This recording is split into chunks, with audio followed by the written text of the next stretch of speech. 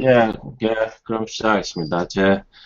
5월 9일, 이 세미나를 맡은 김태환입니다. 오늘의 주제는, Topics in Distributed Computing, 분산 컴퓨팅에 대한 몇 가지 주제들을, 에 대해서 얘기를 하겠는데요. 이거는, 특별히 심도 있게 여러 가지, 토픽을 다룰 수 있는 기회도 아니고, 제가 그런 능력도 없을 것 같고요. 몇 가지 종류의 그 아이디어나 어떤 토픽들을 그냥 소개하는 정도로 하고, 그 다음에 그걸 알고 계시면은, 사실 그런 토픽에 관한 그 디벨롭먼트를 한다는 거는 쉬운 일이 아니거든요. 보면 알겠지만 굉장히 심도 있는 그 이제 네트워크 프로그램이라든지 아니면 아주 그 낮은 로우 레벨의 프로그램을 해야 되는데, 여기 오시는 개발자님들의 관심하고는 조금 떨어져 있을 것 같아요. 제 생각인데. 그래서 그런 그 비즈니스 애플리케이션이라든지 여러 가지 서비스를 구축할 때 이런 것들에 대한 그 토픽을 좀 이해를 하시면은 어떤 툴을 사용해서 자기 서비스나 애플리케이션을 만들 수 있을까, 그런 것을 하는데 좀 도움이 될까 싶어서 여러 가지 이제 주제를 정해서 한번 얘기를 해보겠습니다. 제일 먼저 이제 왜 디스트리뷰티드 컴퓨팅을 해야 되는지 거기에 대해서 조금 시도를 해보겠어요. 옛날에는 이제 시퀀셜 프로세싱을 했는데 그래도 좋았어요. 그러니까 제가 지금 사진에 보여주고 있는 게는 포드가 이제 매스 프로덕션을 했을 때 처음에 만든 그 프로덕션 라인이에요. 여기서 보신 것처럼 차들이 한 줄로 쭉 지나가고 사람들이 서서 자기가 할 걸 하거든요. 맨 마지막에 있는 사람은 뭐 몇 가지 점검을 하는 것 같고, 중간에서는 바퀴를 달기도 하고, 저 앞에서는 뭐 그 차체를 만들기도 하고, 그래서 그 끝에 나오면은 이제 차가 한 대 나오는 거죠. 이제 이거는 한 줄로 쭉 돼야 되기 때문에 중간에 무슨 일이 있다거나 아니면은 이 프로덕션 라인 내에서 다른 프로덕션 라인하고 어떤 그 관계를 가지고 인터랙트를 하려고 하면은 좀 문제가 있는데, 그런 문제는 관계없이 그때만 해도 이게 굉장히 이노베이티브한 아이디어였죠. 그래서 이렇게 하나하나 차례차례로 시리얼라이즈된 프로세싱을 하는 게 그 컴퓨팅에서도 충분했어요. 컴퓨팅이란 게 사실 그 사람들이 생활하고 또 그 비즈니스 하는 것들을 그 복사하는 프로세스니까, 이제 현실에서 우리가 시퀀셜 프로세싱을 할 수밖에 없고, 그래도 충분한 그 성과가 있으면은 컴퓨팅에서도 그렇게 할 수 있다고 봐야겠죠. 이제 이거는 뭐 그냥 사진으로 가지고, 그다음에 근데 왜 이게 그런 시퀀셜 프로세싱이 어렵게 됐냐? 이게 양이 많아지고, 그러니까 프로세싱 할 데이터의 양이 많아지고, 그 다음에 이제 다른 개체들을 많이 관리해야 될 때 그런 일이 생기는데, 이게 일종의 예죠. 그러니까 저희가 그 일상생활에 있는 이제 뭐 컨퍼런스 같은 데 가면 레지스트레이션 가보셨죠? 되게 그 큰 부스에서 이제 네임 태그를 나눠주기도 하고 이제 등록을 받기도 하는데, 그럴 때 이렇게 이름별로 여기 보면은 이제 아마 레스 네임이 A to E인 사람이 이쪽에 와서 하고, 이런 식으로 나눠서 이제 처리를 하게 돼 있어요. 근데 이런 나눠서 처리를 하는 문제에서 여기서 보면 알겠지만은 그 스테이션은 4개가 있는데 그 처리하는 사람은 3밖에 없잖아요. 근데 그 A하고 E 만약에 알버트 아인슈타인이 와가지고 내 그 네임 태그를 달라 그러면 거기 와서 일할 사람이 없는 거예요. 그러면 저쪽 이제 다른 부스에서 일하는 사람이 와서 해줘야 된다든지 이런 문제들이 발생하는데, 이건 뭐 간단히 얘기하면은 그 컴퓨팅에서 보면은 이제 이 레지스트레이션 데스크에서 일하는 사람들을 풀로 보고, 풀이 풀 안에 3개밖에 없는데 커넥션이라든지 그런 것들을 생각할 때 이제 그 슬롯은 4개가 있으면은 이걸 쉐어를 해야 되니까, 쉐어를 하려면은 누가 그 이제 존재하는 리소스를 사용할 수 있는지 그런 그 코디네이션이 굉장히 필요하게 된 거죠. 지금은 현재 손님이 두 사람밖에 없으니까 세 사람이서 충분히 할 수 있고 서로 의논도 하는데 이제 사람이 많아지고 이 부스가 많아지면은 참 까다로운 일들이 많이 생기게 돼 있어요. 그래서 이제 디스트리뷰티드 컴퓨팅을 하다 보면은 문제들이 생기는데 이 간단한 문제들인 것 같은데 그 솔루션들이 쉽지가 않아요. 그래서 어떤 문제들이 있느냐 한번 제가 얘기를 해보죠. 그 슬라이드를 영어로 써서 죄송한데요. 제가 이제 말은 우리말로 한번 해보겠습니다. 슬라이드를 영어로 쓴 거는 처음에 빨리 써서 이제 나중에 번역을 하려고 그랬는데 번역해서 올릴 만큼 시간이 안 되네요.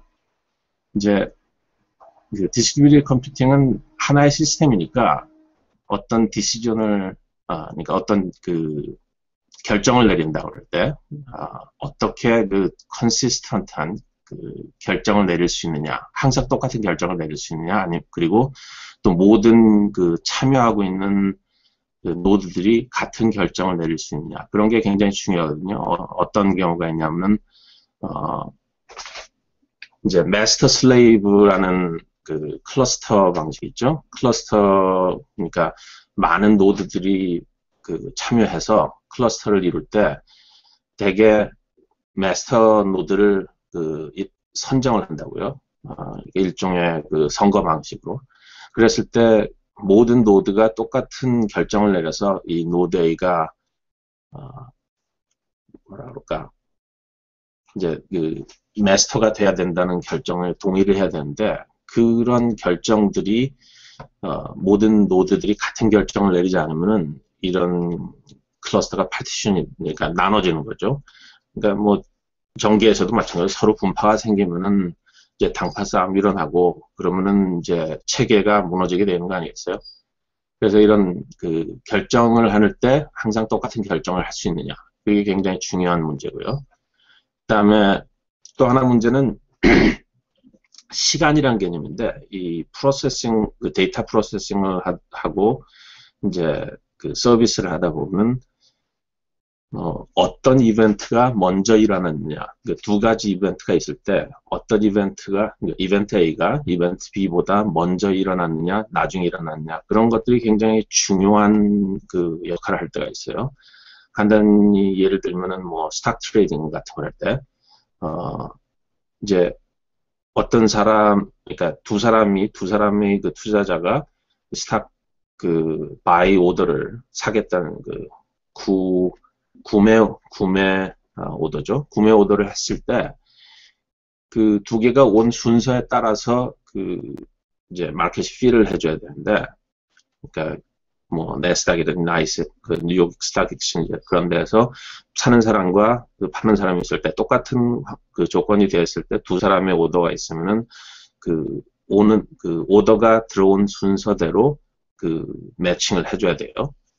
근데 이제 오더를 프로세싱하는 시스템이 딱 하나만 있으면은 이거는 쉽다고요. 그러니까 타임이라는 게 굉장히 일률적으로 적용할 수 있으니까. 근데 이런 시스템을 여러 가지 디스트리뷰티드 시스템으로 그 관리를 하다 보면 이게 어떤 오더가 어떤 이벤트가 먼저 왔고 어떤 이벤트가 나중에 왔고를 결정하는 게 아주 애매모호할 때가 있어요. 그런 문제들이 이제 생기게 되는 거죠. 디스트리뷰티드 그러니까 분산 컴퓨팅을 하다 보면.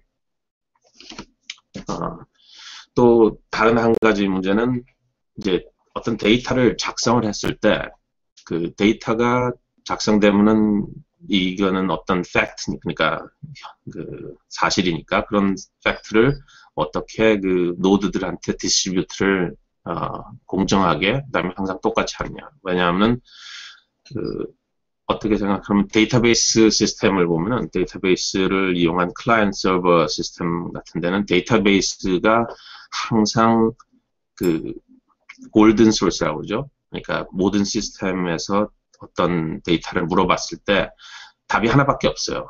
근데 이 분산 컴퓨팅을 하다 보면은 이 데이터가 작성되는 장소가 여기저기 나눠져 있기 때문에 어떤 그 고객이 얘기해서 물어봤을 때는 데이터가 A라고 그럴 수 있고, 그 다음에 잠깐 지난 사이에 그 데이터가 B로 바뀌었는데, 그 고객이 주문했을 때는 그 B란 데이터를 받지 못하는 경우가 있어요.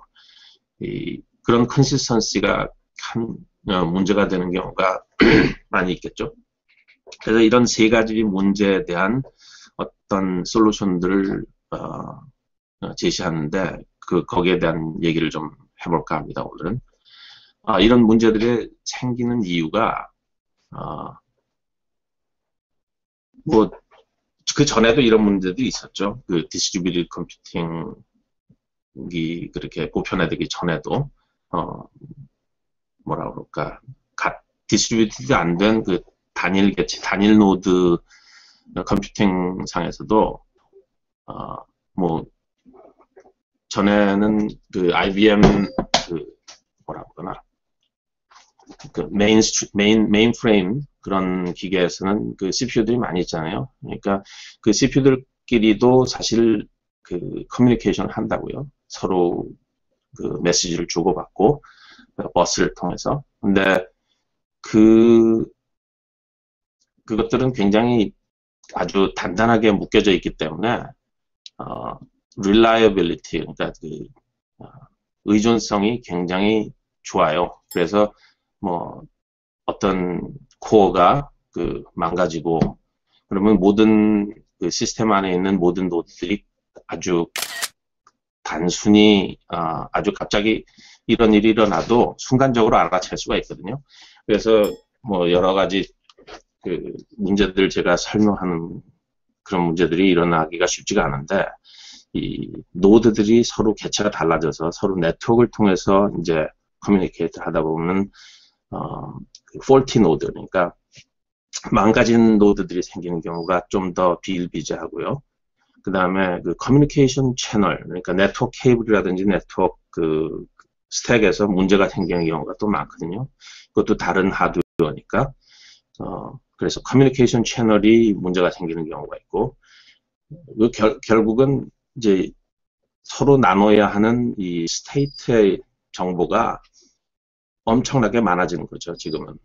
그게 많아지기 때문에 점점 그 노드 수가 많아지고, 그 다음에 채널이 복잡해지고, 그러니까 점점, 문제점이 많아져서 이런 질문들을 하게 되고, 이런 질문들에 좀 더 그 구체적인 답들이 필요한 겁니다. 자, 여태까지 뭐 다 아는 얘기만 했죠. 뭐 다른 뭐 특별한 질문하실 건 없나 모르겠네요.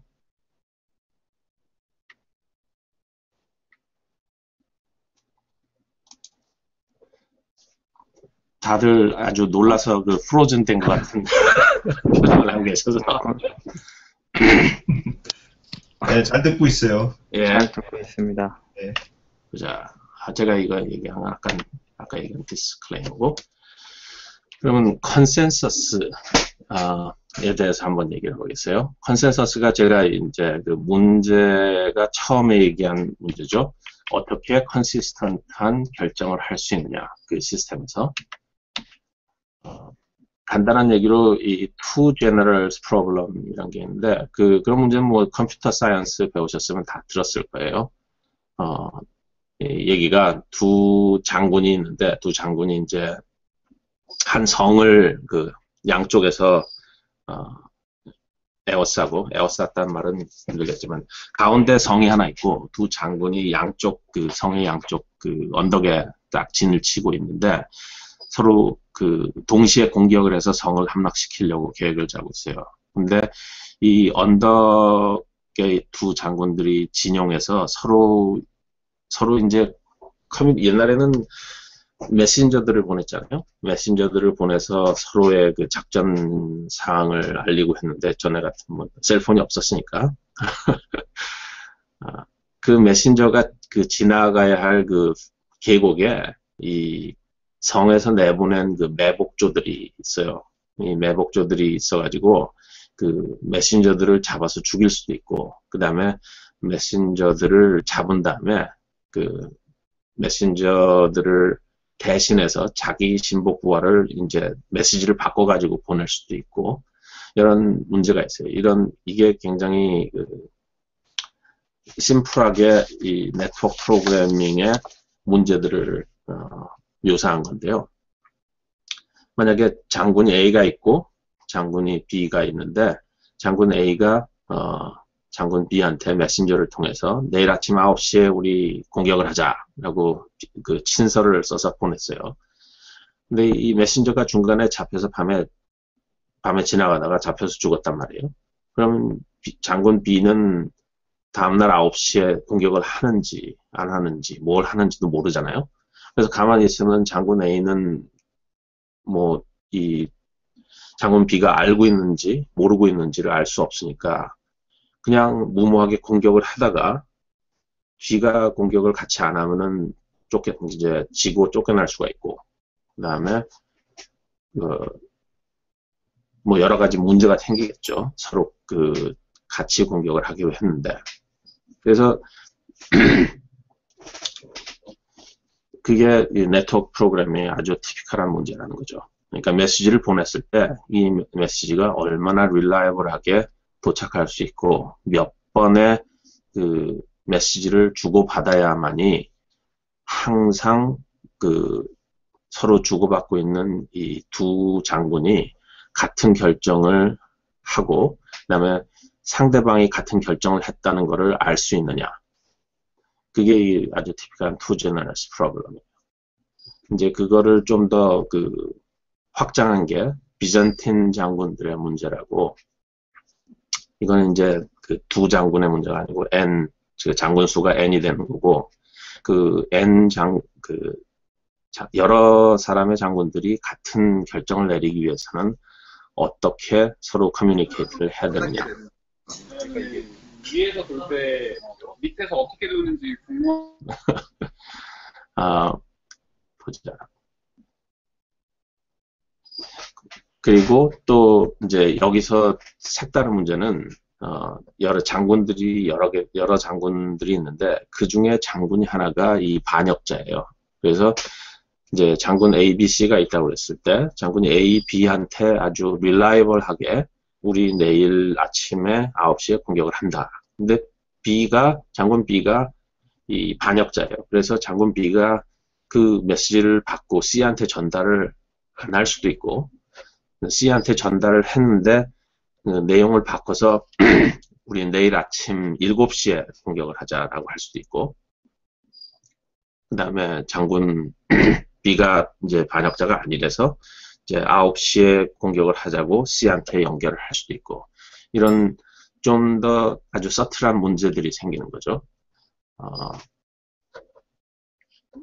그러니까 여기서는 단지 커뮤니케이션 채널의 문제가 아니고 이 노드가 제대로 된 반응을 하지 않을 경우까지도 생각해야 되는 그런 상황이 된 거예요. 이건 아주 쉽게 현실에서 발전되는 상황은 아닌데 그래도 여기 주어진 링크를 클릭해 보시면은 실제적으로 일어난 비잔틴 제너러스 프로블럼을 일렉트로닉 서킷에서 설명한 예가 나와요. 그래서 이런 문제들이 나왔는데 간단하게 뭐 예를 들어서 이런 유즈 케이스가 있으니까 그거를 뭐 그냥 주먹구구식으로 솔브를 하는 솔루션들은 있어요. 근데 그거를 수학적으로 증명을 해서 이제 이런 솔루션을 어떤 알고리즘을 통해서 만들면은 이거는 항상 완전하다라고 그런 걸 하고 싶었는데 이 컴퓨터 사이언티스트들이 항상 공부를 하다 보니까 계속 이 프루프가 그런 게 불가능하다는 것만 나오는 거예요. 그래서 여기 두 가지 impossibility proof라는 거에 대해서 설명했는데 이제 fault tolerant 그러니까 문제가 발생했을 때 제대로 작동하는 그런 distributed cooperative computing에서는 완전히 asynchronous 그러니까 비동기적인 컴퓨테이션 모드로서는 그 문제를 솔브할 수 없다라는 프루프가 있어요. FLP가 그 저자 세 사람의 이름의 첫 글자인데 이게 굉장히 유명한 페이퍼더라고요. 이건 굉장히 심플한 프루프인데 완전히 그러니까 그 비동기적으로 여기 얘기한 것처럼 메신저를 보내서 그러니까 그 제너럴들이 뭐 N 제너럴들이 있을 때 서로 간에 그 메신저를 통해서만 연락을 해가지고 이 코어퍼레이티브한 컴퓨팅을 할 수 있는 솔루션은 없다. 그 다음에 이제 또 비슷한 theorem이 하나 있는데 보면은 cap theorem이라는 게 있어요. 그러니까 consistent하고 available하고 partition tolerant. 그러니까 여기서 얘기하는 건 뭐냐면 그 모든 그 참여한 노드들이 똑같은 내용을 알고 그 다음에 누가 물어봤을 때 모든 사람이 다 대답할 수 있는 이 세 가지를 어치브하는 게 불가능하다. 동시에 어치브하는 게.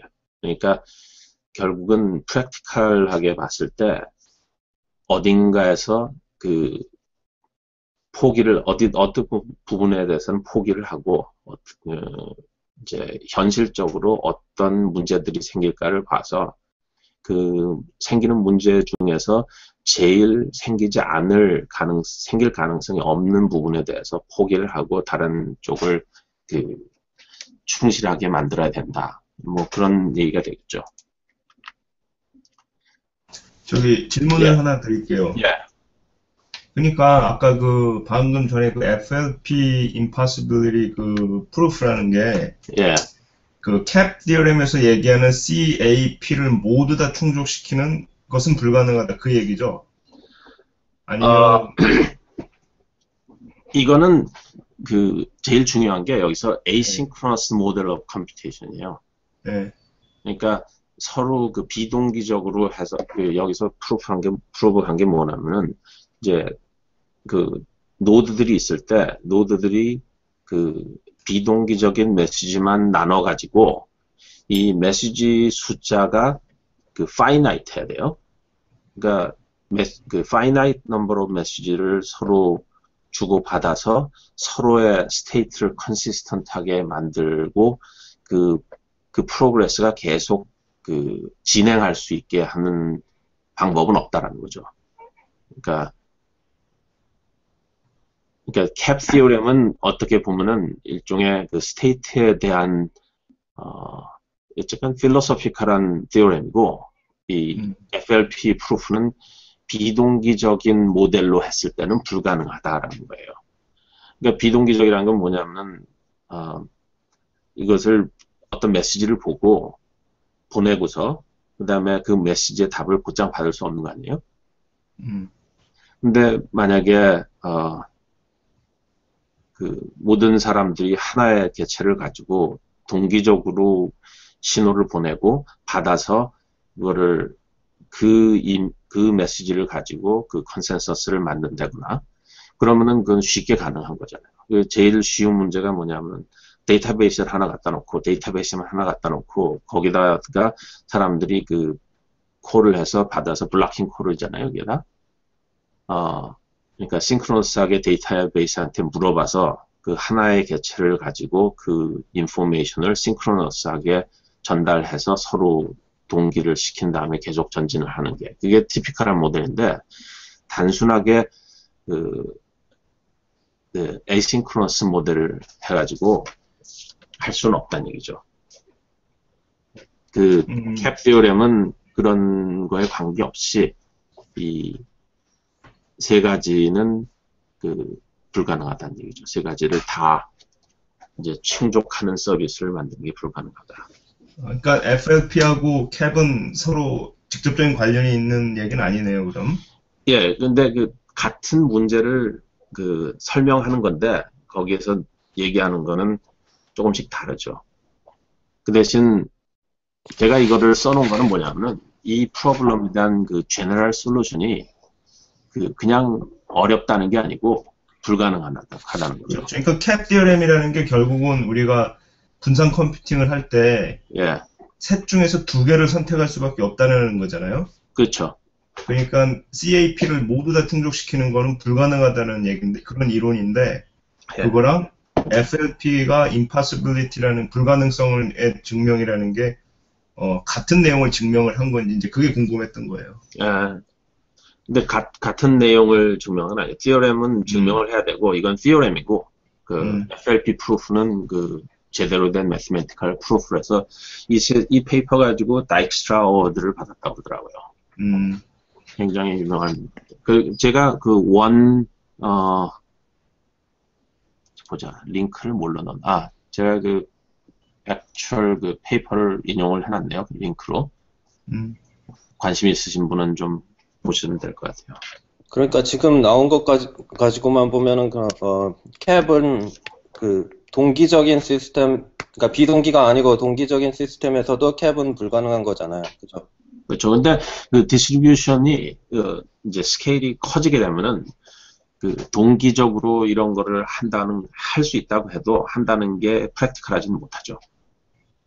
만약에 노드가 3개일 때는 동기적으로 해도 진행을 할 수 있지만은 노드 숫자가 많아지면은 갈수록 이제 밴드위스라든지 컴퓨팅 리소스의 그 요구 사항이 많아지니까 이제 원천적으로 이게 가능하냐 안 하느냐를 떠나서 프랙티컬리 불가능한 거죠. 네. 근데 그 프랙티컬한 문제가 아니고 이거는 원천적인 문제다라는 거를 얘기를 한 거예요. 근데 또 제가 여기서 좀 약간 다른 얘기를 해서 쓰지는 않았는데 괴델이라는 그 철학자가 있는데 이 사람의 incompleteness theorem이 있어요. 이 사람이 하는 얘기가 이 세상의 모든 것 중에 consistent하면서 complete한 건 없다.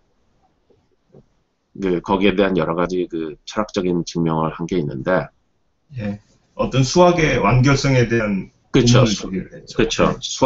수학적인 체계에서 completeness와 consistency 그거는 서로 mutually exclusive한 거다. 혹시 걔들이 캡 디어렘을 이미 알고 있었던 거 아닐까요?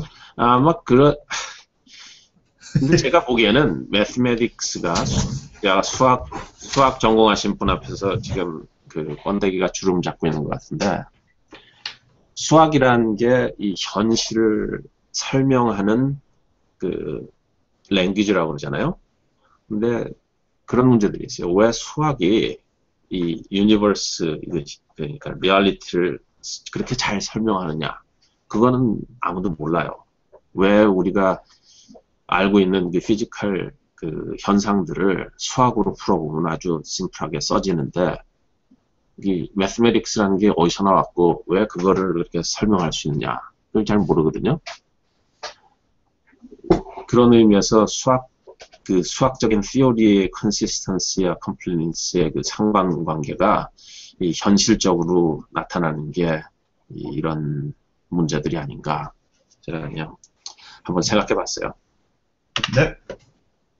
자, 그래서 컨센서스를 만드는 이제 알고리즘이라든지 프로토콜 중에 아주 유명한 게 팩서스라는 게 있어요. 팩서스는 하나가 아니고 팩서스도 또 여러 가지 그룹의 알고리즘인데 이제 여기서는 노력하는 게 뭐냐면은 세이프하게 모든 노드들이 하나의 값으로 이제 결정을 할 수 있다라는 거고 그 다음에 그 결정이 어떤 많은 노드들이 참가를 안 하더라도 계속 전진을 하고 나중에 만약에 1000개의 노드들이 있었는데 한 300개의 노드가 죽었다고 그래봐요. 300개의 노드가 죽었을 때 이 나머지 700개의 노드들이 결정을 해서 계속 시스템의 프로세스를 전진을 시키고 나중에 300개의 노드가 다시 살아났을 때 살아난 노드들이 여태까지 결정된 상황에 대해서 문제를 생기지 않고 다시 참여해서 이 시스템의 로버스니스 그 정확성을 해치지 않는다. 해치지 않게 하는 그런 프로토콜을 만든 거예요. 이거를 처음에 그 발표한 사람이 레슬리 램포트라는 유명한 사이언티스트. 아시겠죠? 이름만 들어보면. 저는 처음에 이 사람을 본 게 그 레이텍이라고 그 타입세팅 프로그램이었는데 그거를 해서 난 그런 거나 하는 사람인 줄 알았는데 굉장히 유명한 사람이더라고요. 그래서 이 팩소스라는 알고리즘을 사용해서 이런 컨센서스를 구현한 서비스들이 몇 개 있어요. 디스트리뷰티드 락 서비스, 구글에서 한 첩이라는 게 있는데 그게 뭐 구글 빅테이블에서 쓰고 뭐 여러 가지 구글 내에서 지금 뭐 행아웃 하는 데서 어쩌면은 그런 걸 쓰고 있는지도 모르겠어요. 만약에 한 분이 나와서 설명할 때 이제 구글 행아웃에서 그분 비디오가 딱 한가운데로 뜨잖아요. 근데 다른 사람이 말하면은 그거를 잡아갈 수 없으니까 만약에 그런 데서도 락 서비스를 사용하겠죠. 그 다음에 세프라는 거를 들어보셨는지 모르겠는데 세프가 이제 디스트리뷰티드 블록 스토리지라고 해야 되나? 그러니까 디스트리뷰티드 파일 시스템을 할 수 있는 거예요. 그리고 Neo4j-는 이제 디스트리뷰티드 그래프 데이터베이스 이런 것들이 여러 노드를 사용하고 있기 때문에 이런 세프 같은 경우는 파일 시스템이니까 클라이언트들이 어떤 그 파일에 대한 요구를 했을 때 한 밸류를 보내주지 않고 이 unreliable하게 보내주면 그건 말이 안 되는 거죠. 특히 또 락 서비스나 데이터베이스에서. 또 질문하실 게 있는가 본데? 요 에어로스파이크도 요 팩토스 알고리즘을 구현이 돼 있는데. 그래요? 네, 저기 부탁드리고 싶은 게 여기 이제 그 패러그래프를 이렇게 넣으셨잖아요, 영어로. 예. 요거 좀 이렇게 좀 한국말로 좀 쉽게 풀어서 설명 좀 해주세요. 예. 제가 설명을 한다고 했는데 좀 부족했나 보네요. 여기 있는 거 그대로. 예. 팩소스가 예. 개런티 하는 거는, 모든 노드들이 같은 결과를 이제 선택한다. 그러니까 그 결정이 모두 똑같은 결정을 하고, 그러니까 그렇기 때문에 이 시스템 자체, 이 노드들로 만들어진 분산 시스템이 safe하다는 거죠. 그러니까 unsafe한 거는 어떤 노드는 이런 결정을 하고 어떤 노드는 다른 결정을 하면 그게 unsafe한 거 아니에요? 그러니까 셀프 같이 distributed 그 파일 시스템 경우에는 그러니까 뭐 클라이언트가 파일 A를 달라고 그랬을 때 노드 A한테 달라고 했을 때는 파일 A가 뭐 어떤 형으로 오고 그다음에 노드 B한테 달라고 그랬을 때는 다른 파일이 온다. 그러면 이제 시스템이 망가지는 거 아니에요? 그래서 항상 싱글 밸류 하나의 결정을 한다. 그게 컨센서스인데 그 하나의 결정 클러스터에 참여하고 있는 노드들이 그렇죠. 언제나 동일한 값으로 그렇죠. 하드를 본다는 뜻이죠. 예. 근데 예. 그 제일 중요한 거는 그 모든 노드들이 그 참여를 안 하더라도 그러니까 어떤 부분의 노드들이 이제 fail crash를 하더라도 그 싱글 밸류에는 지장이 없다는 거예요. 그러면 그 크래시한 걔네들이 나중에 조인했을 때 걔네들도 똑같은 값을 보게 그렇죠. 되나요? 예, 나중에 그게 조인 개런티돼 있는 거다. 그렇죠. 그게 개런티돼 예. 있는 거고 그다음에 그런 걸 개런티하는 알고리즘을 만들었을 때 만약에 노드가 자꾸 크래시를 했을 때 이 다음 그러니까 어떤 사람이 그 파일을 에디트를 하잖아요. 에디트를 해서 다시 세이브를 했을 때 노드들이 몇 개 죽었다고 이 에디트를 해서 세이브를 못 하게 되면 안 되는 거죠. 그러니까 그 값을 정해서 그걸 바꿔야 되는데 그러니까 시스템 자체가 계속 전진을 해야 되는데 시간 관계당 그러니까 어떤 타임 프레임에서 전진을 해야 되는데 그 전진을 방해하면 안 되는 거죠. 이런 그 컨센서스 알고리즘이. 그래서 그게 프로그레스를 또 개런티 한다는 거예요. 그게 굉장히 중요한 거죠. 세이프티와 프로그레스. 예.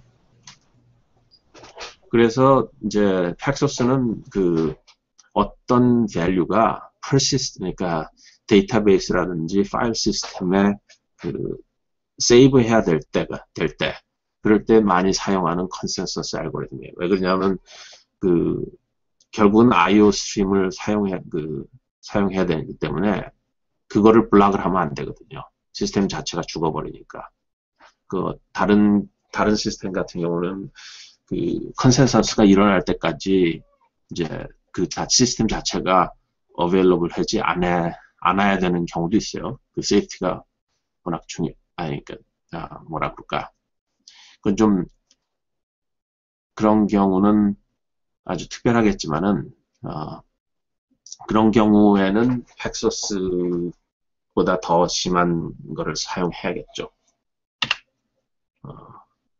자, 다음에 에어로스파이크도 그걸 쓴다고 그랬죠, 방금. 하여튼 제가 그냥 몇 가지 말씀드렸는데, 팩소스가 굉장히 베이스 알고리즘이라고 보면 돼요. 이 팩소스도 여러 가지, 설치해 보시면 아시겠지만, 멀티 팩소스, 패스트 팩소스 해가지고 여러 가지 변형적인 알고리즘이 많이 있어요. 한 가지 얘기하고 넘어갈 거는, Zookeeper라는 시스템을 알고 계신지 모르겠는데, Zookeeper에서는 팩소스랑 조금 다른, 이제 컨센서스 알고리즘을 써요. Zookeeper도, distributed, 그걸 뭐라고 그래야 되나, 주로 코디네이터라고 말하는 거죠. 그렇죠. 코디네이터라고 해요. 그러니까, Zookeeper라는 시스템이 어떤 truth value를 지니고서 다른 시스템들한테 대답을 해주는 거 아니에요? 그러니까, 컨센서스에 대한 버든을 만약에 내가 분산 시스템을 만드는데, 내 분산 시스템에다가 컨센서스 알고리즘을 넣을 여가라든지, 실력이 없다든지, 하여튼, 문제 때문에 내 시스템 자체에 그런 컨센서스 알고리즘을 넣지 않고 싶을 때 Zookeeper를 사용하는데, Zookeeper가, 그러니까 코디네이터로 컨센서스 밸류를 주잖아요. 거기서는 자기네에서 조금 다른 Zap이라는 걸 쓴다고 그래요. 또 자세히 보진 못했는데, 관심 있으신 분은 한번 알아보시고. 이 팩소스. 그러니까 이제 Zookeeper는 민주주의가 아니죠. 그렇죠. 예. 그 대신 좀 더 이펙티브하다고 볼 수 있어요, 아마. 팩소스의 단점은, 굉장히 네트워크 커뮤니케이션이 많아져야 돼요. 이런 거를 할 때. 여기서 나온 것처럼 팩소스에는 세 가지 롤이 있는데, proposer, acceptor, learner가 있어요. 근데 이런 심플 시스템을 좀 더 확장해서 생각할 수 있는데, 간단하게 two proposer, proposer가 둘 있고, acceptor가 셋 있고, 이제 learner 하나 있다. 그래서 이제 제가 좀 이제 시퀀스 다이어그램 같은 거를 가지고 설명을 해보겠어요. 이제 proposer가 여기 이제 타임라인이 이제 5개가 있고, learner는 아직 생각하지 마시고, proposer A가 이제 acceptor 셋한테 지금의 n value가, 그러니까 n value가 뭐냐면은 일종의 타임이라고 보시면 돼요. 그러니까 proposer의 어떤 sequential number인데, 그거를 가지고 time이라는 컨셉트로 생각하시면 되는데, 그때 n이 2일 때 이제 이 propose하는 value, 결과가 8이다라고 했어요. 그래서 이제 acceptor가 셋이 받았죠. 근데 proposer B는 조금 지나서 n이 4일 때 value가 5라고 이제 propose를 했어요. 그 세 acceptor들한테.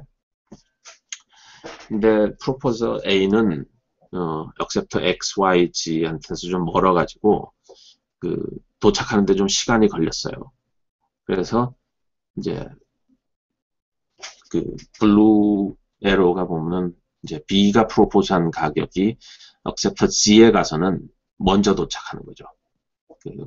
A가 프로포즈한 것보다. 이런 상황이 됐을 때,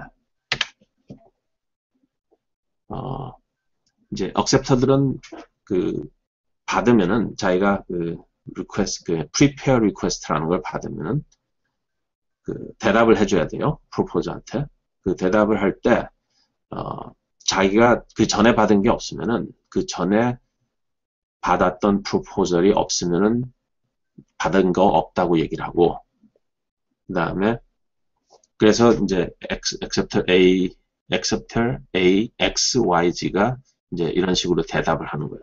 다음, 그러니까 그 프로포저들한테 자기는 전에 받은 것이 없다.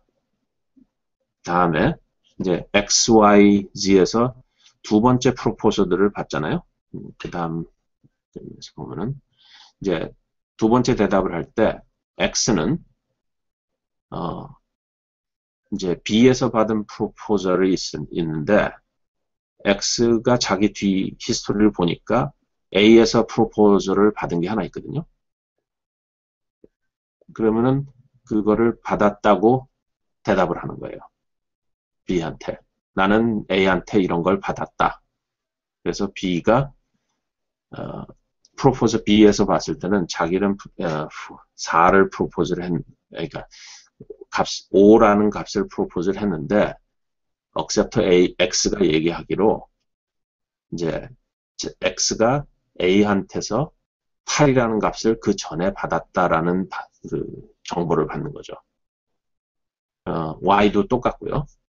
그런데 이제 Z는 그 맨 밑에 줄에 보면은 acceptor G에 가면은 그 B의 프로포절이 A의 프로포절보다 먼저 왔잖아요. 그래서 A 프로포절이 도착을 했을 때 그 뒤를 보니까 그 A의 프로포절은 그 타임 스텝 그러니까 그 스텝이 n이 2잖아요. 아니 그러니까 2였어요. 근데 자기 뒤를 보니까 n이 4인 프로포즈를 이미 받았거든요. 그러면 그때는 대답을 안 하는 거예요. 이게 이 프로토콜의 정의라고요. 그러니까 acceptor G를 봤을 때는 자기가 새로운 프로포즈를 받았는데 G의 타임 클락을 봤을 때는 근데 보니까 이 프로포즈보다 더 나중에 나온 프로포즈를 받은 게 있거든요. 그러면은 대답을 안 해요. 그래서 프로포저 B한테. 그래서 프로포저 B는 이제 두 개를 갖고 있는 거죠. 그 X와 Y의 값에서.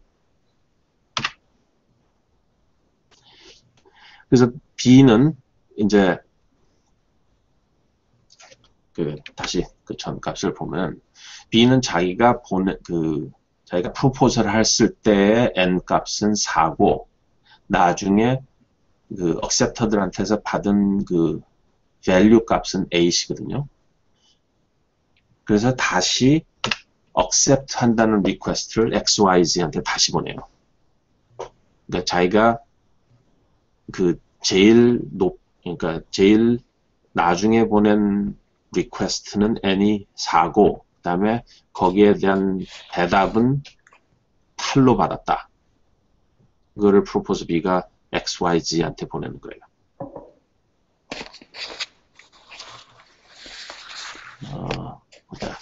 저도 좀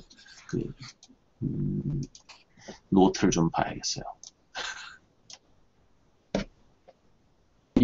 이게 여러 번 반복적으로 체크를 그렇죠. 하는 거네요. 예, 그래서 어떤 사람은 이거를 3-phase commit이라고도 해요. 그러니까 그래서 제가 아까 얘기한 것처럼 이 팩서스 컨센서스 알고리즘이 상당히 어려운 게 그 네트워크 트래픽이 굉장히 많아져요. 그 대신 장점이 있는 거죠. 이 장점이란 게 세이프티가 개런티가 되고 그 다음에 프로그레스를 계속 할 수 있다는 거. 어쨌든 계속 얘기를 하면은 이제 그 억셉터들이 얘기하는 거는 보자.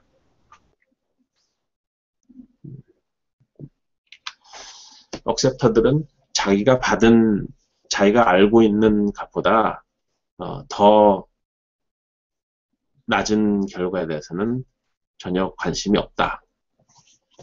그래서 B는 결국은 받은 결과가 N은 4고 B는 8이다 해서 XYZ한테 다시 보내거든요.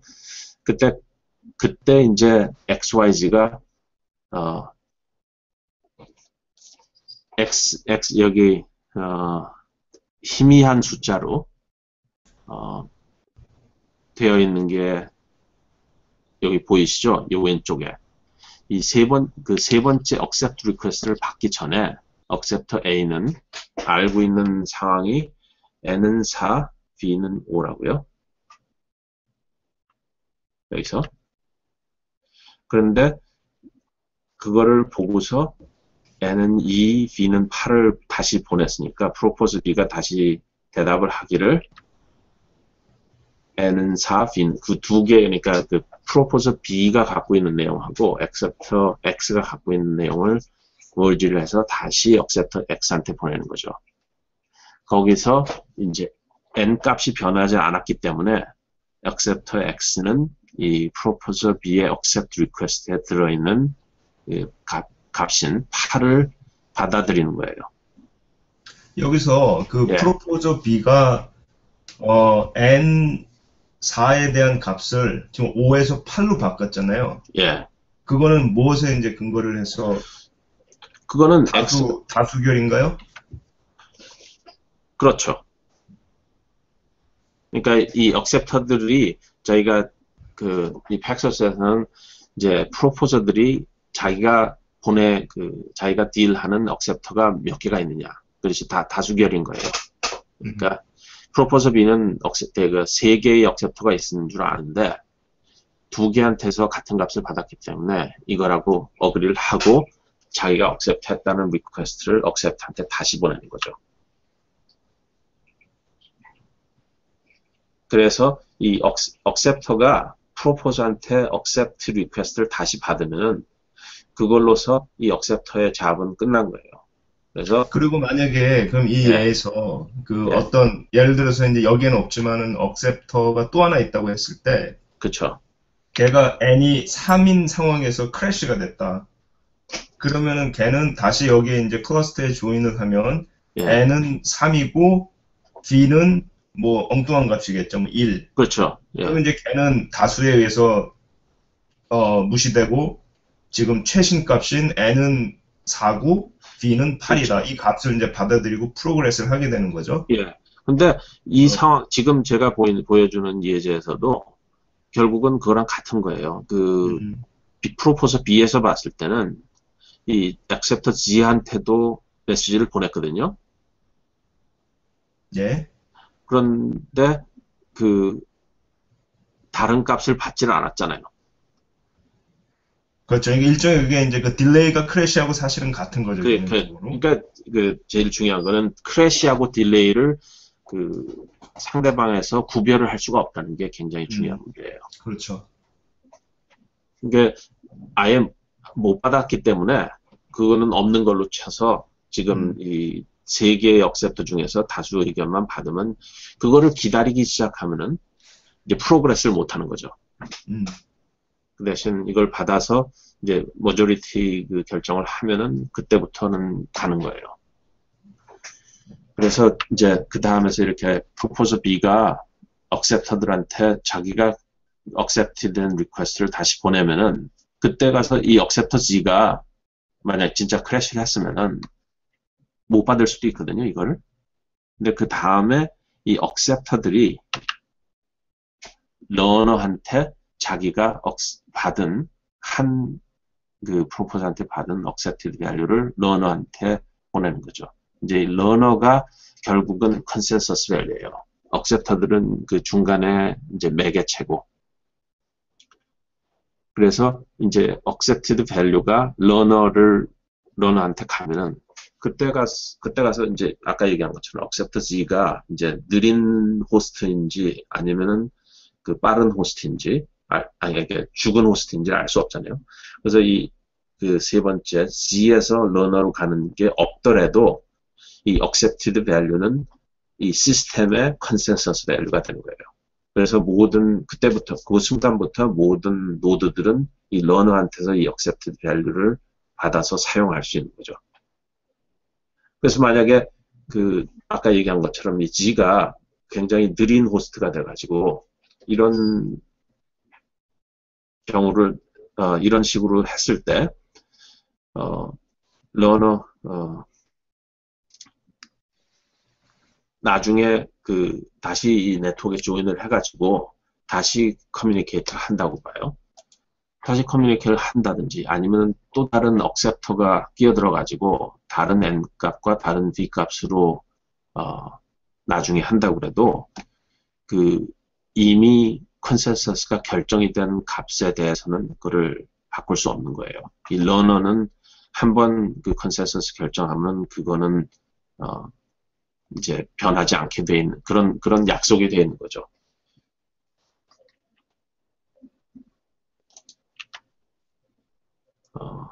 그다음에 좀 아주 간단하게 설명을 하려고 했는데도 이게 그렇게 쉽지가 않네요. 뭐 좀 궁금한 점이 있으세요, 혹시? 아니, 궁금하다기보다 이 프로세스가 너무 복잡하니까 이해를 한다고 그래도 충분하지 않은 것 같고 결국은 이게 수학적으로 증명이 된다는 문제겠네요. 그렇죠. 증명이 되면 뭐 믿고 따르는 거고. 제가 말씀드리는 거는 제가 지금 듣고 계시는 분이 이런 그 알고리즘을 구현을 해서 한다는 거는 사실 그렇게 리얼리스틱한 게 아니고 어떤 식으로 커뮤니케이트를 하느냐, 그 다음에 나중에 트러블 슛을 할 가능성이 있느냐, 또 그 다음에 시스템이나 솔루션을 정할 때 어떤 캐릭터리스틱을 가지고 있는 솔루션을 정해야 이 솔루션이 항상 좋은 건 아니거든요. 왜냐하면은 아까 말씀드린 대로 그 좋은 점, 세이프티와 프로그레스를 개런티한다는 좋은 점이 있지만은 굉장히 그 네트워크 인텐시브하다는 거. 그 다음에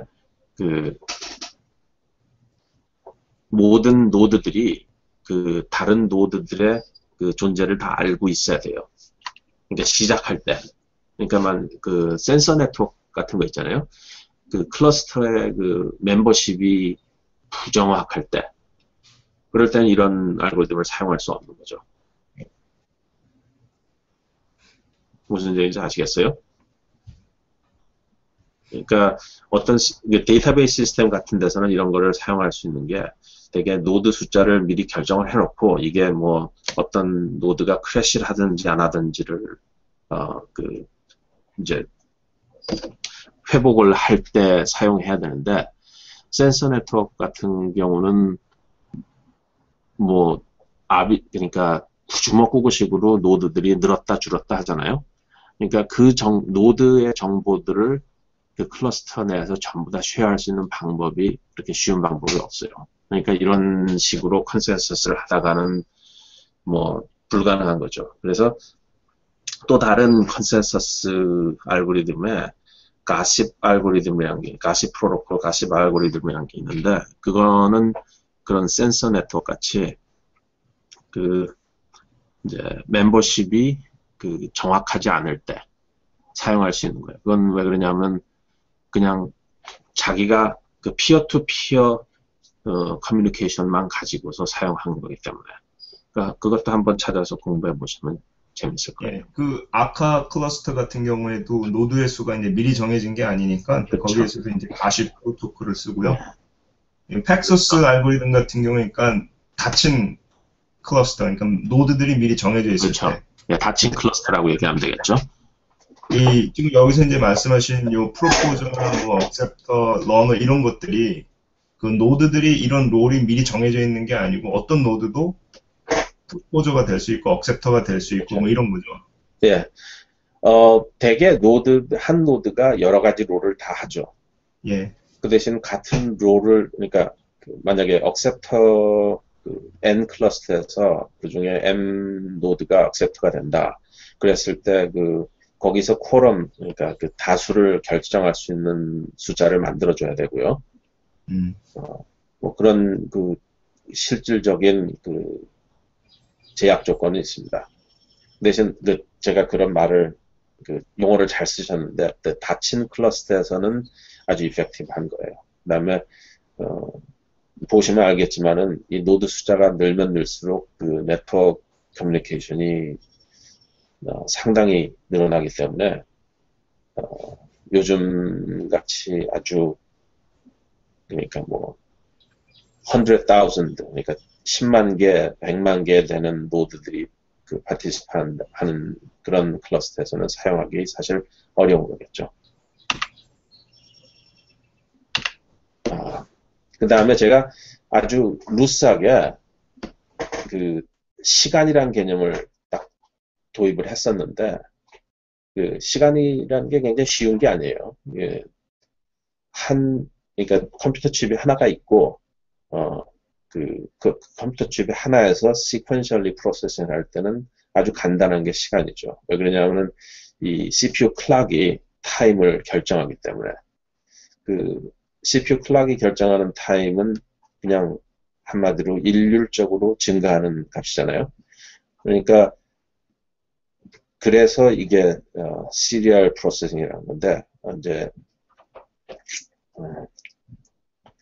이제 디스트리뷰티드 컴퓨팅, 분산 컴퓨팅을 하다 보면 클러스터 내부에 있는 그런 노드들이 그 같은 시계를 사용하잖아요. 그러니까 그 CPU 클락을 서로 다르고, 그 다음에 뭐 시스템 클락도 아무리 그 동기화를 시켜도 그게 개런티가 되는 게 아니고, 그래서 어떤 이벤트가 생겼을 때 그 노드 A하고 노드 B에서 어떤 이벤트들이 생겼을 때 어느 이벤트가 먼저 생겼는지를 결정하는 게 중요할 때가 있거든요. 근데 그런 결정을 쉽게 할 수가 없는 거죠. 그 클락이 같지 않기 때문에. 뭐 한마디로 얘기해서 두 사람이 약속을 해서 만나기로 했는데, 두 사람이 동시에 카페에서 만나기로 약속을 했다는 거예요. 두 사람이 나타나서, 그러니까 A라는 사람이 먼저 와서 B라는 사람이 오기를 기다렸는데 B가 나중에 왔다. 그러면 알 수 있는 거 아니에요? 그러니까 B가 A보다 나중에 왔다. 그건 왜 그러냐면 같은 데서 만나기 때문에 그 같은 장소라는 게 그 하나의 클락을 시계를 설정하게 해주는 거죠. 근데 A라는 사람이 이제 뭐 신촌에 가야 되고 B라는 사람이 강남에 가야 되는데, 두 사람이 목적지에 도착을 했는데 어느 사람이 도착지에 먼저 도착을 했는지를 알기가 힘든 거죠. 이 아주 순간적인 커뮤니케이션이 있어가지고 서로 도착하는 순간에 만약에 그 동기화된 비디오 링크가 있어서 보고 있다. 그러면은 알 수 있는데, 그거는 뭐 결국은 그 한 장소에서 같이 만나는 거와 같은 뭐 동일한 상황이니까. 여기서 얘기하는 거는 서로 그 두 노드가 그 이벤트를 프로세싱 할 때 그 이벤트 프로세싱의 그 타임 스케일, 이벤트를 그 소화하는 그 시간 단위하고 그 노드 간의 그 커뮤니케이트하는 시간 단위가 서로 비슷할 때 그런 어려운 점이 생기는 거예요. 그러니까 노드들이 이벤트를 아주 천천히 이제 프로세스하고, 그다음에 노드끼리 커뮤니케이션이 빠르다면 이런 일이 별로 없을 테고, 그다음에 노드끼리 커뮤니케이션이 너무 느려서 프로세싱이 아주 빨리 진행된다. 그러면은 또 이런 동기화가 필요가 없게 되는 거죠. 서로 이 노드들이 서로 개별적으로 프로세싱을 하게 되는 거죠. 그래서 이런 유니버설 타임에, 그러니까 시간에 관계된 개념이 없어졌을 때는, 그러니까 이벤트 오더링, 그러니까 이벤트가 어느 게 먼저 왔고 어느 게 나중에 왔고 하는 게 좀 결정하기 어려워요. 그래서 그런 거를 해결하기 위한 방법이 또 두 가지 흡사한 방법이 있어요. 하나는 램포르트 타임 스탬프라는 것이고, 하나는 벡터 클락, 램포르트 클락이라고 합니다. 그래서 이 이름 또 들어보셨을 텐데, 아까 얘기한 그 레슬리 램포르트라는 사람인데, 이 사람이 참 자주 나와요. 그 분산 컴퓨팅을 좀 읽어보다 보면은 거기에 대해서 조금 그림을 가지고 설명을 드리겠어요. 시간이 좀 지난 건데 빨리빨리 해보죠. 지금 노드가 3개가 있고, 이제 A하고 B는 이벤트예요. 이제 노드 1하고 노드 3에서 이벤트 하나씩 A라는 이벤트하고 B라는 이벤트가 생겼어요. 근데 현재는 서로 시간이 다르기 때문에 이게 A하고 B가 어느 게 먼저 생겼는지를 이 시스템 내에서 알 수 있는 방법이 없어요. 근데 이제 A가 이제 노드 1이 노드 2한테 나 지금 이벤트 1이 생겼다라고 얘기를 해요. 그러면 이제 노드 2는 그 노드 1에서 일하는 일을 알고 있죠. 근데 그 비슷한 시점에 노드 3에는 또 두 번째 이벤트가 생성돼요. 근데 아직도 노드 2하고 노드 3는 커뮤니케이션이 없기 때문에 서로 알 수 없는 거죠. 누가 먼저 생겼고. 그 다음에는 노드 3에서 또 세 번째 이벤트가 발생했어요. 근데 노드 3가 이제는 연락을 해야겠다. 그래서 노드 2한테 나 지금 이 일이 발견했고, 그 다음에 노드 2는 노드 1한테 이 이벤트 3가 이쪽에서 생겼다. 이렇게 얘기를 했기 때문에 여기서 보면은 이제 이벤트 3가 이벤트 1보다 나중에 생겼다라는 게 확실하게 되죠. 여기서 보면은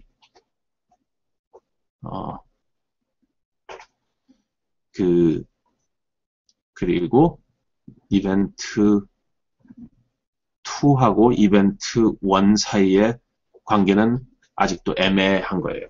그러니까 이벤트 2가 이벤트 1보다 먼저 생겼을 수도 있고, 아니다. 이벤트 1하고 이벤트 2의 관계는 이게 같은 노드 상에서 일어났기 때문에 이거는 그 오더가 결정이 된 거죠. 그 다음에 3까지도. 그 다음에 노드 1의 입장에서 봤을 때는 노드 3가, 이벤트 3가 이벤트 1보다 나중에 일어났던 거고요. 근데 문제는 이벤트 2는 노드 2하고 노드 1에 전혀 연락이 안 갔잖아요. 그래서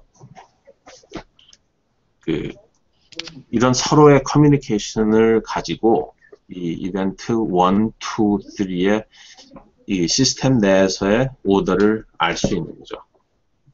그러니까 근데 이게 너무 얘가 이제 단순해서 그런 건지 모르지만 예. 노드 3가 만약에 1한테 직접 전달을 한다 그러면 그 3 이벤트가 아니구나. 뒤로 갈 수는 없구나. 그래도 그렇죠. 그래도 시간을 그러네. 개런티가 되네. 딜레이가 A가 만약에 A에서, 그러니까 노드 1에서 2로 가는 게 굉장히 늦게 간다고 봐요. 그러면 이 에러가 사실 이 1이 이 다음으로 갈 수도 있거든요. 그러니까 노드 2에서 봤을 때는 일이 3 다음에 일어날 수가 있는 거죠. 그렇죠. 예. 근데 그렇게 되면은 이 시스템이 결정을 못 하는 거죠. 왜냐하면은 노드 2의 입장에서 봤을 때는 3이 1보다 나중에 일어나는 거 아니에요? 왜냐하면 노드 3에서는 1, 2, 3이 다 일어났기 때문에 그 3이 1 다음에 일어났던 게 확실해지고, 그 다음에 노드 2에서, 노드 1에서 받은 정보로 봤을 때는 이 3이 1보다 먼저 일어났잖아요. 그러니까 3하고 1이 이럴 때는 나중에 이게 벡터 클락에서 얘기하겠는데 concurrent라고 해요. 그러니까 모든 그 타임 스탬프 클락이 동의하지 않을 때. 그 대신 이런 식으로 하면은, 그러니까 그 애매모호한 그 타임 오더링의 대부분이 해결이 돼요. 그러니까 일종의 이거는 그러니까 솔루션이라기보다도 어떤 제일 문제가 뭐냐면 오더를 결정할 수 있다 없다가 문제가 아니고 이 오더를 결정했는데 그게 reliable 하냐 안 하냐가 더 문제거든요. 그러니까 이 램폴 타임 스탬프에서는 이 partial ordering이라고 하는데 오더를 결정할 수 있는 경우에는 오더가 확실하다는 거죠. 오더가 결정할 수 없을 경우가 있긴 한데 대부분의 경우, 그러니까 프랙티컬한 경우에 모든 그 오더가 결정이 되고 오더가 결정이 되면은 그 오더는 믿을만하다. 그렇게 설명하면 되겠어요. 그러니까 만약에 내가 어떤 결정을 했는데 그게 그 결정이 모호하다면은 결정을 하나만 아니겠어요? 이 시스템에서는. 그래서 거기서 시작된 거고, 벡터 클락은 비슷한 그 시스템인데 조금 더 그 이해하기가 쉬울 거예요. 여기서 보면은 이제 벡터 클락 이런 경우도 모든 그 이것도 닫힌 클러스터에서 설명하겠죠. 뭐냐면은 이 클락 그 어떤 모든 이벤트를 그 벡터로 표시하는 거예요. 그래서 그 벡터의 그 컴포넌트들이 각 노드에서의 그 클락을 그 표현하는 거죠. 그러니까 만약에 이벤트라는 x가 그 첫 번째 노드 1에서만 생겼다. 그리고 노드 2하고 노드 3에서는 안 생겼다.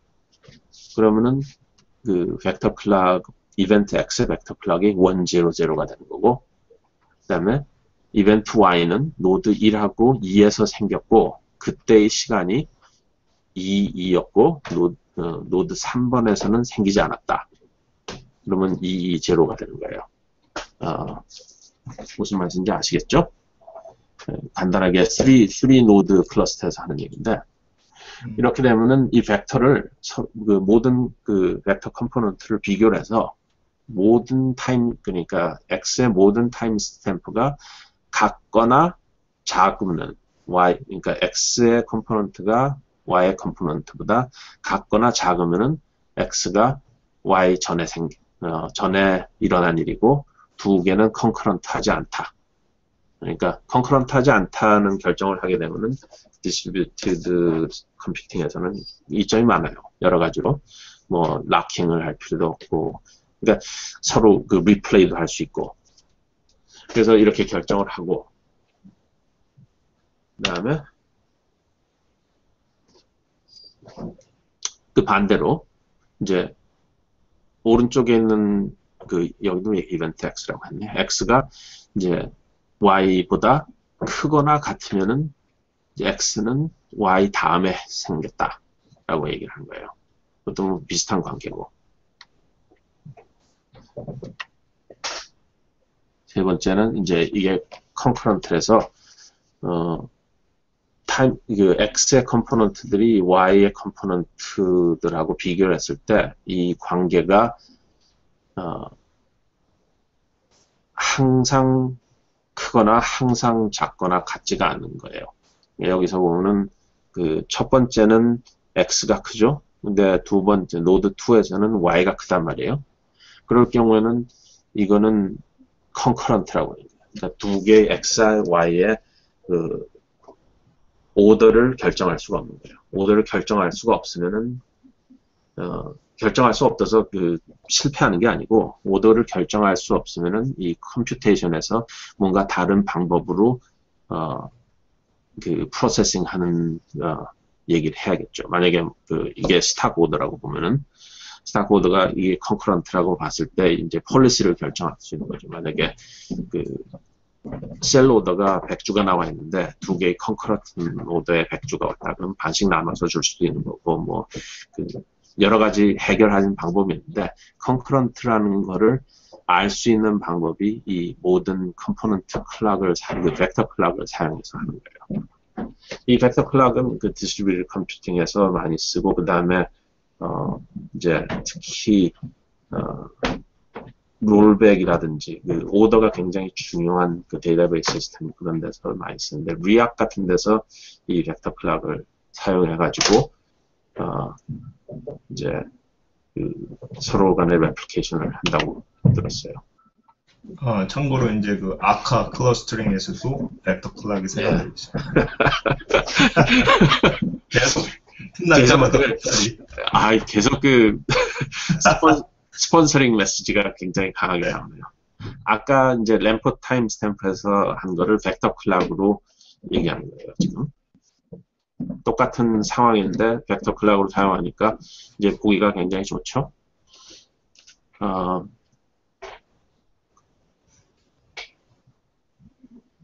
근데 보자.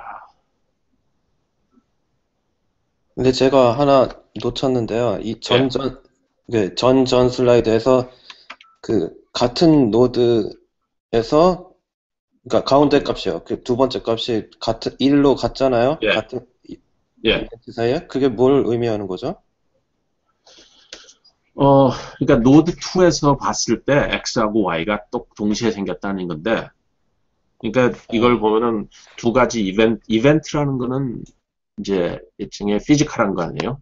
이게 있었고 없었고를 확실히 알 수 있는데, 이 노드들을 하나의 그 관측자로 보시면 돼요. 이 세 사람이 관측을 하는데, 이제 첫 번째 사람은 Y가 먼저 생겼다 그러고, 두 번째 사람하고 세 번째 사람은 두 가지가 동시에 생겼다 그러면은 그 세 사람이 서로 의견이 반대만 안 되면은 이 먼저 생겼다, 그러니까 그 첫 번째 그러니까 관측자의 의견대로 가자 그런 거죠. 그러니까 그러면 이 밸류가 0이든지 1이든지 이게 상관이 없는 거죠. 예. 그러니까 벡터 컴패리즌, 그러니까 벡터이기 때문에 굉장히 그 비교하기가 쉬운 거죠.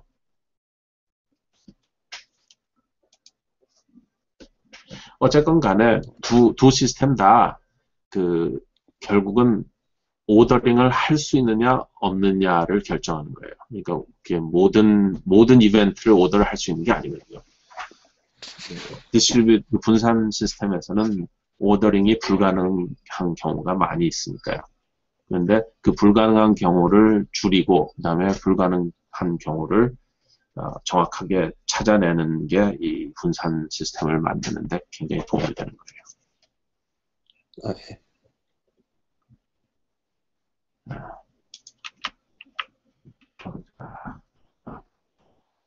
그리고 이제 세 번째 이슈가 아까 질문 어떤 문제들이 있느냐 했을 때 이유 중에 하나가 데이터들이 굉장히 많이 는다는 거였고, 그 다음에 처음에 보여드린 그 그림 있잖아요. 그 사진에 레지스트레이션 사진에서 그 레지스트레이션을 A, B, C, D, E 하고 그러니까 알파벳 순서로 나눠가지고 이제 레지스터 하는 경우를 봤는데, 그런 게 다 데이터가 늘기 때문에, 그러니까 만약에 컨퍼런스에 오는 사람이 뭐 100명 정도다. 그러면 그거를 나눌 필요가 없거든요. 근데 컨퍼런스에 오는 사람이 1000명이다. 근데 1000명의 그 배지를 1시간 안에 나눠야 된다. 그러면은 이거를 나눠야 되는 거죠. 일을 나눠서 해야 되기 때문에.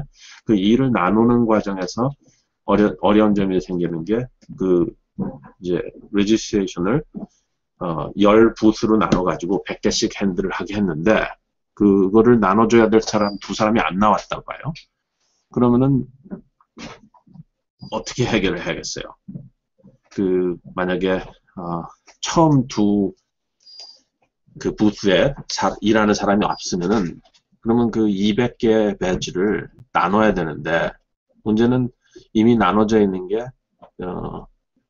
A부터 C, 그러니까 AB가 한 묶음이었고 CD가 한 묶음이었는데, 이 사람을 이제 골고루 나머지 8사람들한테 나눠주면은 여태까지 했던 A, B, C, D 이렇게 나눠진 파티셔닝이 붕괴되는 거 아니겠어요?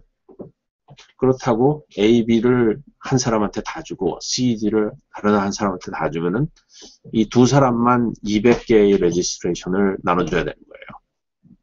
다른 6사람은 100개만 하면 되고, 그러면은 로드를 아주 공평하게 나눌 수 없는 거죠.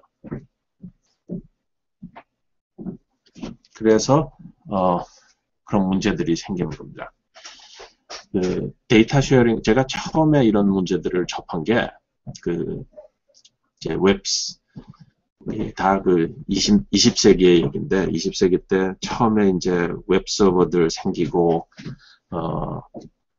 이제 웹 애플리케이션들을 처음 생성하고 그랬을 때, 처음에는 웹이란 게 그냥 패시브한 read only였으니까 state라는 게 없었잖아요. 근데 조금 지나면서 뭐 personalization, 그 다음에 뭐 여러 가지 세션 데이터들이 생성이 돼서 세션을 관리해야 될 경우가 생겼는데, 처음에 개발된 웹 서버들은 세션들을 데이터베이스에 persist를 하라고 그랬어요. 뭐 웹로직이나 뭐 그런 것들 보면은 그 세션 데이터를 그러니까 클러스터를 만들어서 그 웹서버들을 많이 앞에다가 돌리고 싶은데 그 세션 데이터를 쉐어를 해야 되니까 그 쉐어하는 방법 아는 게 뭐 데이터베이스에 쉐어를 해야 된다.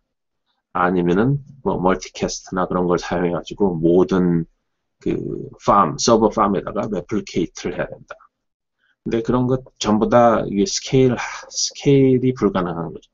그때만 해도 웬만한 웹사이트들은 서버 하나로 다 했고, 그 다음에 좀 커진다 싶으면은 서버 2개, 3개 그런 정도였는데 지금 같은 세상에서는 상상할 수가 없는 거죠. 데이터베이스에다 persist 한다 그러면은 그 싱글 포인트 오브 페일리어가 되는 거고, 그 다음에 데이터베이스 엔지니어링이 굉장히 어려워지는 거고, 그 다음에 레플리케이트를 하다 보면은 이제 n이 점점 늘면은 그 레플리케이션 해야 되는 그 뭐랄까 방법이 그 복사를 해야 되는데 그 데이터 카피가 많아지고 복사하는 오퍼레이션을 굉장히 많이 해야 돼요.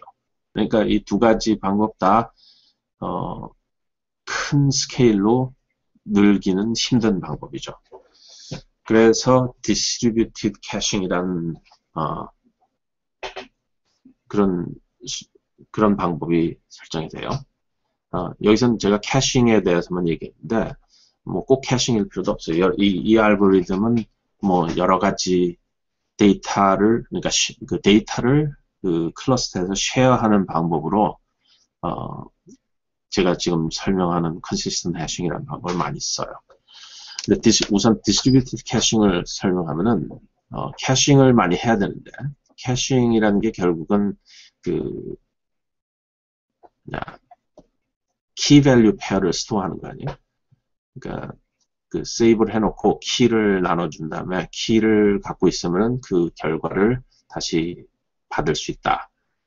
그래서 캐싱을 그런 식으로 맵으로 그 해시 테이블이나 맵 같은 걸로 캐싱을 구현을 하는데 이제 키 숫자가 많아지면은 어려워지니까 그걸 디스트리뷰트 할 때 그걸 파티션을 한다고 해요. 그걸 파티션으로 해서 여러 블락으로 나눠 놓으면은 그게 제가 아까 설명드린 그 사진에서 이제 부스가 4개가 생긴 게 그 키스페이스가 알파벳 아니에요? 키스페이스가 그 last name, first alphabet. 그러면은 그 키스페이스를 4개로 나눈 거죠. 그래서 처음에 나눌 때 그 키스페이스를 밸런스를 맞춘다는 거니까 한 키스페이스에 들어가는 키의 숫자들을 대충 비슷하게 만들 수 있어요. 뭐 비슷한 방법으로 주민등록번호 같은 거라든지 아니면 전화번호 같은 게 있으면 그 전화번호에 어떤 숫자 하나를 가지고 그거를 mod 10을 한다. 그러면은 이제 키스페이스를 10개로 나누고 그런 식으로 하는 거죠. 근데 가장 문제는 이게 partial failure. 아까 얘기한 것처럼 부스에서 그 10개 부스가 있는데 두 사람이 안 나타났어요. 그러면 이게 partial failure인 거죠. 그걸 어떻게 핸들하느냐. 그래서 두 개가 그 핸들하는 방법이 그 failed한 노드를 그러니까 크래시한 노드나 그런 것들을 다른 노드한테 전부 다 주는 경우가 있고 그러면은 뭐 키 디스트리뷰션을 하는데 문제는 없어요. 그러니까 한 박스에 있는 키를 다른 박스로 그냥 다 줘버린다니까. 그 대신 그 로드가 처음에 이제 분산이 아주 평범하게 그러니까 유니폼하게 분산이 되었던 게 그런 준비가 이제 망가지는 거죠. 또 다른 방법은 그 키스페이스를 다시 파티션을 하는 거예요. 그러니까 처음에는 10개였는데 8개밖에 안 되니까 그 mod 10으로 나눴던 거를 mod 8으로 나눈 거예요. 근데 그러면은 이제 키들을 아주 골고루 분산을 할 수 있는데 문제는 여태까지 분할했던 키들을 모든 키들을 새로 설정을 해야 되는 거예요. 모든 키들을 그 캐시에다가 파티션을 새로 설정해야 되기 때문에 그 옮겨야 되는 키의 숫자가 엄청나게 느는 거예요. 그런 거를 얘기할 때 thundering herd problem. 그래서 그거를 해결하는 문제가 이 consistent hashing입니다. consistent hashing은 결국은 그 키를 파티션을 할 때, 키 스페이스를 나눌 때 어떻게 나누냐. 자, 그 방법으로 제일 간단하게 설명을 하자면은 그 데이터의 밸류를 해시를 하고 그 다음에 노드를 또 해시를 하는 거예요. 그러니까 우선 해시 스페이스를 정해요. 여기서는 0부터 1을 했는데 뭐 그 맥시멈 밸류는 어떻게 정해도 상관없고 하여튼 그 어떤 링을 설정해서 그 해시 밸류를 그 키의 해시 밸류가 이 그 인터벌에 도착하도록 그 해시 펑션을 정하고 그 다음에 만약에 클러스터의 멤버들이 여러 개 있어요. 여기서는 3개의 머신이 있다고 그러고요. 3개의 머신이 있으면 그 머신들을 해시를 해서 이 인터벌 안에다가 이제 놓아주는 거예요. 그래서 머신 0, 1, 2가 이 링 안에 적당한 위치에 놓여져 있고 그 다음에 이제 진짜 키를 갖다가 이 링 위에다가 그 해시 펑션을 정할 때 그 키들이 이 링에 아주 골고루 분산이 되도록 해시 펑션을 정하기만 하면 되는 거예요. 그래서 키가 만약에 이 삼각형이 있는 자리에 그 어떤 키가 키가 설정이 돼서 맵이 됐다. 그러면은 모든 키들이 머신 0부터 머신 1 사이에 있는 이 점들에 설정된 키들은 해시 펑션 밸류가 이 아크에 들어가는 키들은 전부 머신 1에서 머신 1에다 보내고 그 다음에 여기부터 이 다음까지 이게 circular ring이기 때문에 그게 가능하죠.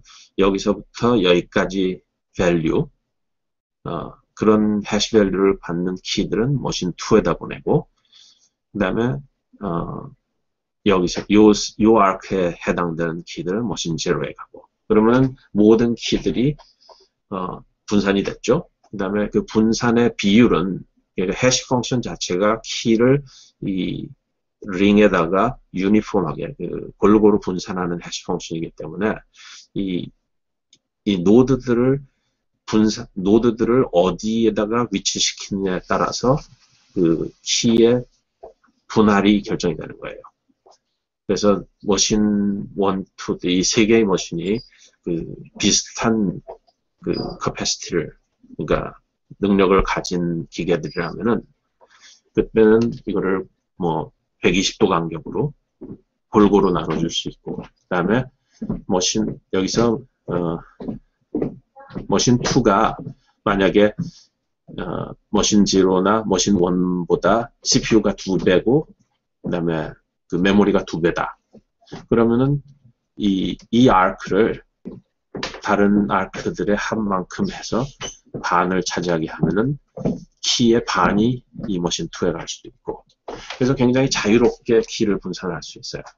그 다음에 제일 중요한 그 요소는 뭐냐면은 이제 새로운 머신을 이 클러스터에 도입을 했다고 봐요.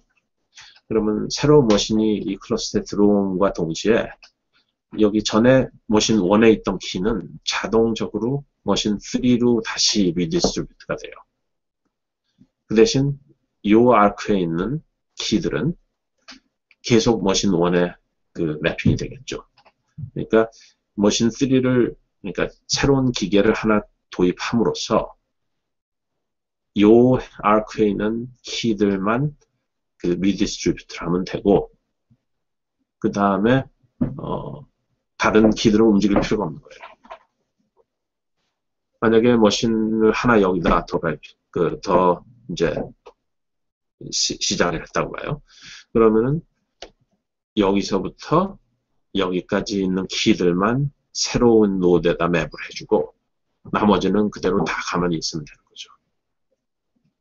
그리고 만약에 갑자기 머신 제로가 죽었다고 봐요. 머신 제로가 죽으면은 지금 여기 있던 키들이 머신 제로에 있었잖아요. 머신 제로가 죽음을 인지함과 동시에 그때부터는 이 키들은 그냥 머신 3로 가는 거예요. 그 대신 밸런스는 항상 유지가 되고 그 다음에 머신 제로가 죽었을 때 나중에 머신 제로를 다시 살려서 다시 이 클러스터로 도입을 하면은 원래 그 이제 머신 제로에서 해당하던 키들은 그대로 다시 머신 제로로 가는 거죠. 근데 이 해시 펑션이 이 글로벌 펑션인 거죠. 이 해시 펑션이 글로벌이고 프리딕터블 하기 때문에 같은 키는 항상 같은 머신으로 가게 되는 거예요.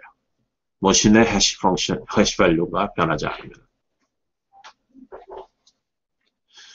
그래서 이 컨시스턴트 해싱을 아주 보편화한 게 이 memcache라는 프로덕트인데 아마 페이스북에서 그 난가라는 데서 처음에 시작했는데 페이스북에서 굉장히 그 상용화를 했어요. 그래가지고 이제 그 뭐 주로 유저 데이터들이든지 그런 것들을 이 memcache에다가 다 이제 저장을 하고 그러면은 이제 그러니까 캐싱 스케일러빌리티 문제는 해결이 된 거죠, 거의.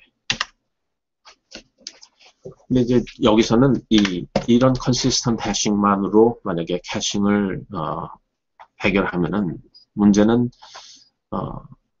캐시들이 다 한 군데만 저장이 된다는 거죠. 아까 얘기한 것처럼 만약에 HTTP 세션을 캐싱을 한다고 했을 때 레플리케이션을 하면 같은 밸류가 모든 서버 팜에 카피가 되는 거잖아요. 그래서 이게 스케일하지 않는데 이런 방법을 사용하면은 한 밸류는 모든 이 클러스터 내에 한 군데만 존재하게 되는 거예요. 한 군데만 존재하게 되면 굉장히 스케일링 하는 데는 좋지만은 reliable 하지는 못하다고 보는 거죠. 만약에 이 머신 제로가 크래시를 했다 그러면은 여기 있던 키들이 전부 다 없어지니까 이런 이 키 밸류들을 다시 생성을 해서 머신 3에다가 저장을 해야 되는 거죠. 그런 데이터가 만약에 다시 생성하기 어려운 데이터라든지 아니면은 생성하는데 시간이 걸리는 데이터라든지 그러면은 이제 만약에 퍼포먼스가 지장을 받든지 아니면은 문제가 생기는 거죠. 그래서 이거를 좀 더 발전시킨 게 한 머신을 이 링에 한 군데만 넣는 게 아니고 그러니까 머신 노드들의 해시 펑션을 멀티 밸류를 만드는 거예요. 그래서 이 색깔로 지금 노드를 그렸잖아요. 이게 이거는 아마 리악에서 제가 어떻게 가져온 그림인데 리악이라는 NoSQL 데이터베이스 키 밸류 데이터베이스가 있잖아요. 거기서 구현한 consistent hashing implementation이에요. 그래서 만약에 노드를 4개를 가지고 이 데이터베이스를 서비스한다. 그러면은 그 링을 뭐 32개로 나눈 다음에 한 노드를 8군데에다가 설정을 한 거예요. 그러면은 그리고서 이제 키를 놓을 때 키를 뭐 몇 번씩 해시 펑션을 조금씩 돌리면 되는 거죠. 그 키를 가지고 해시 펑션을 할 때 결국은 싱글 밸류 아니에요. 키가 있으면은 결국 값은 해시 펑션 밸류는 하나인데 만약에 해시 펑션을 만들어서 해시 펑션 밸류가 한 개만 그러니까 해시 펑션을 3개를 만들어요. 3개를 만들어서 그 3개의 해시 펑션이 서로 만약에 120도씩 다르게 결과를 나온다. 그러면은 첫 번째 키는 여기 도착할 테고 두 번째 키는 여기 들어갈 테고, 세 번째 키는 이쪽에 들어갈 테고. 그래서 이 노드들을 잘 분산을 하고, 해시 펑션을, 여러 개를 사용하면은, 이런 캐시 노드 간의 서로의 커뮤니케이션이 없이도 레플리케이션을 성취할 수 있는 거죠. 그리고, 또 한 가지는, 이제, 이 전에 있는 심플, consistent hashing ring에서는, 한 머신이 크래시를 하면은, 사실 그러니까, 일부분의 키만 다시 재분배가 돼야 됐지만은, 그래도 상당수가 재분배되고, 그 다음에 재분배가, 이 머신 3에만, 그러니까 적용되거든요. 그러니까, 그래도 조금 밸런스가 안 맞는 거죠. 근데 이런 디자인을 선택을 하면은 노드가 하나가 죽어버리면은 이 그린 파티션들이 다 죽거든요. 그러면은 조금 보자. 여기서는 그림에 이제 노드 0, 1, 2, 3의 오더가 아주 제대로 똑같이 되어 있는데 이것도 아마 셔플을 할 수 있을 거예요. 만약에 처음 시퀀스에서는 노드 0, 1, 2, 3고 그 다음에 노드가 0, 2, 3, 1이고 뭐 그런 식으로 노드를 설정을 해놓으면 이 캐시 노드 하나 죽은 거에 따라서 디스트리뷰트된 키들이 밸런스가 될 수가 있고 그 다음에 그러니까 재분산하는 데 들어가는 노드들의 노드들의 일이 분산이 될 수 있는 거죠. 그래서 레플리케이션과 이제 문제 발생 시에 리커버를 하는데 시스템 자체가 핫스팟이 줄어드는 거예요. 자. 아니, 저희는 얼마 전에 리액을 할 일이 있어갖고 했었는데, 예. 거기가 좀 컨시스턴스 해싱 플러스 리플리케이션을 같이 섞어 쓰는 구조더라고요. 그렇죠. 예. 근데 이 리플리케이션이 잘못되게 되면 문제가 생기잖아요. 데이터 적합성이라든지. 그럼요. 그런 걸 해결하는 게 이제 벡터 타임 맞나요? 예, 벡터 클락을 가지고. 벡터 클락을 가지고 이제 그걸 리플리케이션 쪽을 해결하는 것 같이 보였었어요. 예.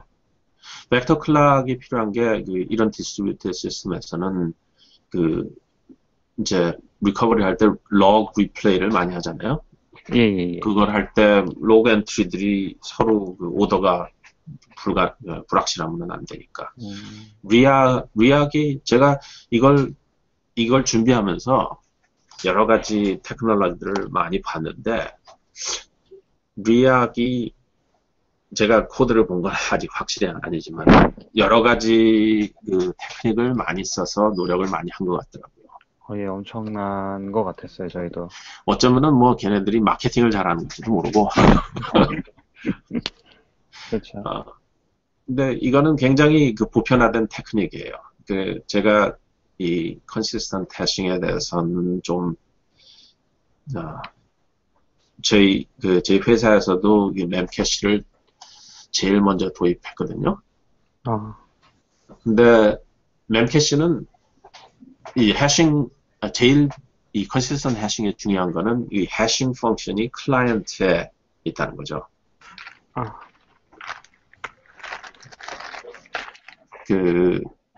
처음에 얘기한 픽스드 해싱 있잖아요. 모듈러 밸류 같은 걸 가지고 사용하는 해싱은 그거는 해싱 펑션이 글로벌하기 때문에 그러니까 클라이언트하고 캐시 서버가 해싱 펑션을 같이 알고 있어야 되는 거예요. 근데 이 컨시스턴트 해싱의 가장 중요한 문제는 아주 중요한 점은 굉장히 베니핏이라고 할 수 있는 거는 해싱 펑션이 클라이언트만 알고 있으면 되는 거예요. 캐시 서버들은 해싱 펑션에 대해서 전혀 몰라도 되는 거예요. 그렇네요. 그렇죠. 그래서 멤캐시는 그러니까 세 가지예요. 멤캐시의 컨시스턴트 해싱 알고리즘이니까 그거는 클라이언트 라이브러리에 있고 그다음에 멤캐시 자체는 굉장히 또 그 굉장히 잘 만든 게 그 아무리 캐시 그 사용이 늘어도 그 CPU 사용이 안 늘더라고요. 그러니까 캐시를 만약에 10GB를 한 멤캐시 노드에다가 캐시를 했다고 그럴까요? 그리고 뭐 100,000 그러니까 10만 클라이언트가 와서 계속 해머를 해도 캐시 서비싱을 하는데 CPU가 까딱을 안 해요. 신기하네요. 그러니까 제가 본 결과로는 그 디렉트 메모리 맵 해가지고 그 CPU를 통과를 안 하고 캐시를 서브를 하는. 아, 그래서 그 네트워크 밴드위스하고 그다음에 메모리 버스만 있으면은 그래가지고 처음에 하는 이유가 그 486 PC에다가 뭐 램들만 뭐 몇백 메가 해서 쫙 깔아가지고 하면은 엄청난 퍼포먼스를 가져오는 거죠. 전혀 CPU를 거의 안 사용한다고 봐도 되는 거예요. 근데 그거는 이 컨시스턴트 해싱하고 전혀 관계가 없죠. 그래서 그 여러 가지 맨캐시라는 시스템의 그 다른 그 장점들이 어떤 거는 서버에 구현돼 있고 어떤 거는 클라이언트 라이브러리 구현돼 있고 그다음에 또 프로토콜 자체도 굉장히 심플하고 그래서 아주 그 뭐랄까 그 당시만 해도 매력적인 거였어요. 그게 2007년인가? 지금은 이제 뭐 발전해가지고 여러 가지 많이 나왔죠. 이걸로 이제 세 가지 그 토픽에 대해서 얘기를 좀 했는데, 좀, 말도 좀 말주변도 없고, 그래서 버벅거린 점에 대해서 좀 사과를 드리고요. 몇 가지 레퍼런스를 여기를 해놨으니까 한번 찾아가시면 되고, 사실 그냥 이것도 해야 되니까 레퍼런스라고 올려놨는데, 저는 북마크라는 거를 사용해 본지 데케이드가 넘은 사람입니다. 구글이 이제 북마크니까 아니면 빙이 이제 북마크고 찾아보시면 쉽게 찾을 수 있을 거예요. 몇 가지 그 중요한 그 키워드만 사용하시면 좋은 인포메이션들을 많이 구할 수 있고 그다음에 아주 좋은 게 그 오리지널 아리클이라든지 아니면 또 그거를 설명한 아리클들 그런 것들이 굉장히 많이 나와 있어요. 그러면서 또 한 가지 제가 아주 우습게 생각하는 게 그 IEEE나 ACM이나 그런 데서 그 서브스크립션을 하잖아요. 그래서 이런 아리클들 찾다 보면은 그 IEEE, ACM 그런데 아리클 그 사이테이션이 많이 오는데 거기는 다 그 돈 내고 들어가서 봐야 돼요. 그러니까 서브스크립션이 없으면 그 앱스트랙트만 볼 수 있고 다운로드를 해서 볼 수가 없는데 문제는 그 아리클들이 다른 사이트에 널려 있거든요. 그러니까 웬만한 아리클들은 그 우선 학교 아니면 그 저자 뭐 해가지고 그냥 여기저기서 다 있는데 그런 그 서브스크립션 모델을 아직도 사용하고 있는 게 참 어떻게 보면 우스운 것 같아요. 그런 얘기를 생각하다가 보니까 몇 년 전에 있었던 일인데 그 에런 슈왈츠라는 사람 아시죠? 잘 모르시나 보네. 한번 찾아보세요. 에런 슈왈츠라고 AARON SCHWARTZ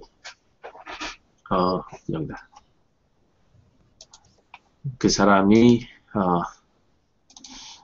그때 어떤 퍼블리셔 사이트였나 그 리서치 아티클들을 그 핵을 해가지고 완전히 다 공개를 해가지고 이제 그러니까 굉장히 유명한 사건인데 그래가지고 이제 프로스큐트 그러니까 고소가 당해서 실형을 받고 하다가 자살한 사람이죠. 그게 제가 갑자기 그런 생각이 난 이유가 뭐 이런 인포메이션들이 굉장히 자연스럽게 쉐어되고 그래야지 이 모든 사람들의 지식도 늘고 그런데 왜 이런 비즈니스 모델들이 생겨가지고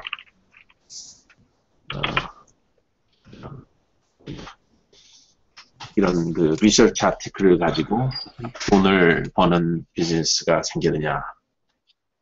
참 신기하더라고요. 저도 뭐 한때는 그 리서치 저널에다가 아티클을 쓰고 그랬는데 그걸 쓸 때마다 완전히 그 저자의 뭐라 그러냐 권리를 포기해야 돼요. 그러니까 그 리프린트를 받을 때도 자기가 거기 허락을 받아야 되고 누구한테 그걸 보낼 때도 허락을 받아야 되고 그러니까 지식을 서로 쉐어하는 것처럼 이 인류의 가장 중요한 점이 없는 것 같아요. 중요한 일은 없는 것 같다고 생각합니다. 그 말로 이 세미나를 끝마치겠습니다. 감사합니다. 아직 야, 저기 마이크들 다 켜시고 박수 한번 치죠. 아이고. 박수. 감사합니다. 아직도 그 졸지 않고 보셨네요. 너무 잘 듣고 있었습니다. 다 좀 화면 밖으로 좀 나오세요, 다들. 지금 안 나오는 사람들은 안 듣고 있었던 사람들이야 지금. 대단하죠. 아까 그 리악이라고 하셨는데 그게 뭐예요? 어떻게 스펠하는 거예요? 제가 몰라가지고. RIAK. 예. RIAK. 네. RIK. 리악. 분산형 데이터 히밸류 스토어로 보면 되고 예. 그 AWS에 있는 그 이름 뭐죠? AWS가 카산드라인가요? 아니 카산드라 말고 하나 히밸류 스토어. 다이나모. 다이나모 DB 그거에 영향을 좀 많이 받았다고 하고요. 그때 카산드라도 그 다이나모 DB 영향을 받아서 됐다고 하더라고요. 이건 달덩이 같은 게 하나 띵 뜨네 화면에. 네. 리악이 되게 좋은 게 그냥 에이전트 하나 딱 붙이면 자동으로 스케일 아웃이 쫙 됩니다. 그냥 붙이면. 그게 엄청 편하고 좋다고 하더라고요. 저는 그 아주 그 구세대적인 그 디벨롭먼트 인바이러먼트에서 일하는 관계로 제 그 삶의 목표가 우리 회사에서 오라클을 밀어내는 겁니다. 재환님은 제가 정식으로 인사드린 적이 없는 것 같은데 어디서 일하세요? 그 발렌타인에서 보시면은 다 아실 텐데. 그러세요? 저는 알고 있습니다. 성준 씨가. 제가 블룸버그에서 일하는데요. 그러세요? 제가 거기서 일했었어요, 옛날에. 그래요? 예. 2003년까지. 예. 어디 계셨어요? 뉴욕 계셨어요? 아니요, 프린스턴이에요. 프린스턴에? 예. 저도 지금 프린스턴에 있는데. 그러세요. 나중에 얘기 드리겠습니다. 2003년까지. 소스 코드 뒤져보면 나오는 거 아닐까? 그렇겠네. 지금은 어디 서부에 계시죠? 아니요, 지금 뉴헤이븐, 커네티컷에 있어요. 커네티컷에 계세요? 예. 언제 한번 해야겠네요. 그렇네. 예. 제 FMC 했습니다, 거기서. 블룸버그에 계셨구나. 예. 제가 지금 급한 일이 있어서 예. 나가야겠고요. 감사합니다. 나중에 또 말씀드리겠습니다. 다음에 뵙겠습니다. 자, 그러면 우리 오늘 내용이 너무 좋았고요. 다음 방송 저도 이제 지금 다른 약속이 있어서 나가야 되는데 다음 저기를 정하죠. 다음 내용하고 스피커를 정해야 되는데 주원 씨 한번 해요. 주원 씨. 너네는 축하하지 말고. 저는 배워야 되는 입장인데. 핀테크 한번 해줘. 핀테크. 핀테크요? 근데 저는 제가 괜히 겸손을 떨자는 건 아니고 그 깊이가 좀 깊지 못해. 됐고 그러면 날짜를 본인이 이제 편할 대로 정해서 알려줘요. 알겠습니다. 제가 이제 다음 주에 한국을 잠깐 갔다 오는데 그 이후로 그러면. 한국 오면 한번 봐요. 한국 누구세요 지금? 중훈아. 근데 제가 딱 3일을 가가지고 그 사촌 결혼식 때문에 그 다음에 또 또 성묘도 해야 되고 막 이래가지고 아마 안 될 것 같은. 오케이, 오케이. 별로 안 친한 거야, 지금. 커피 사줘야 되는데 주문이. 제가 너무 귀찮게 해가지고 저번 날. 아니. 재환 선배님도 그 커피 드시러 싱가포르 한번 오셔야죠. 예, 제가 공짜 커피 마시러 한번 가겠습니다. 네. 제가 그러면 핀테크를 주제로 한번 뭘 할 수 있을까 생각해보고 올려볼게요. 네. 예, 그래요. 오늘 너무 잘 들었어요. 저는 뭐 내일 또 축구할 때 만날게요. 생각보다 너무 길었네. 좀 짧게 하려고 그랬는데. 아니, 근데 내용이 너무 좋아가지고 괜찮았어요. 맞아요. 시간 이제 가는 오늘- 줄 몰랐어. 나프다 방송 녹음하는데 지장 없죠? 저 죄송합니다. 그래서 지금 빨리 나가봐야 돼. 그쪽에서도 대기 중이야. 예, 감사합니다. 그래요. 네, 잘 감사합니다. 들었습니다. 예. 네, 저 감사합니다. 나갈게요. 안녕, 조구나.